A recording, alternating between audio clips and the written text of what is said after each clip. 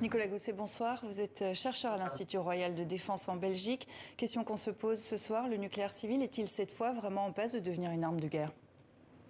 Alors, bon, effectivement, on est dans un contexte très particulier en Ukraine, qui est une nation européenne qui est très nucléarisée du point de vue civil, avec une prolifération d'infrastructures. Évidemment, là, l'inquiétude maximale est autour de la centrale de Zaporijia, mais il y a aussi d'autres points du territoire ukrainien, l'Institut des radioéléments à Kharkiv, qui pose un certain nombre de problèmes parce qu'ils sont fréquemment dans des périmètres de tir et d'une grande activité militaire.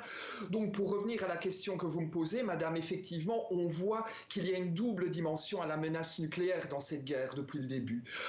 La Russie a brandi, pour ainsi dire, dès les premiers jours, la dissuasion stratégique en mettant sous alerte son arsenal de dissuasion, mais on voit qu'au fur et à mesure de l'essoufflement de la crédibilité de cette dissuasion stratégique classique dans un cadre strictement militaire, eh bien, on a progressivement un déplacement de la menace vers une instrumentalisation du risque autour de l'infrastructure civile et qui finalement n'est pas très surprenante dans la perspective russe parce que ça cadre avec leur stratégie de dissuasion asymétrique où finalement l'idée est de faire feu de tout bois, de manipuler des instruments politiques, économiques, militaires pour faire monter le niveau de la menace. Et ici, de manière fort opportune, eh bien, le nucléaire civil devient un objet même de menace.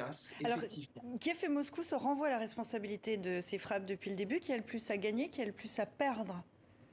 Alors, les deux parties ont éminemment à perdre, puisque c'est une centrale qui est sur le territoire ukrainien. Donc, évidemment, la population ukrainienne serait la première victime d'un accident nucléaire.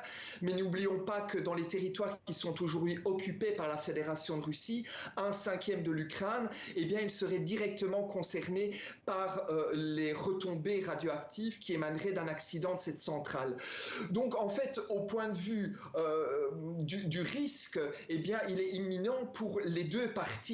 En revanche, pour ce qui est de l'instrumentalisation du risque et de la peur à destinée notamment des opinions publiques occidentales, eh bien la Russie est aujourd'hui dans une dynamique où ils essaient de faire peser le poids de la responsabilité du risque nucléaire sur la partie ukrainienne, alors que ce sont eux qui occupent la centrale et donc font peser le risque nucléaire. Finalement, on retombe dans une logique assez fréquente dans le chef du président russe depuis le début de cette guerre, c'est de provoquer un risque pour ensuite se positionner comme une partie médiatrice et comme un instrument de diminution de ce risque. Mais n'oublions pas que la centrale est sous occupation depuis le 4 mars. Alors, d'un mot pour terminer rapidement, si un accident se produisait, comment réagiraient les pays alliés de l'Ukraine? Quelle force de dissuasion peut-on mettre en retour?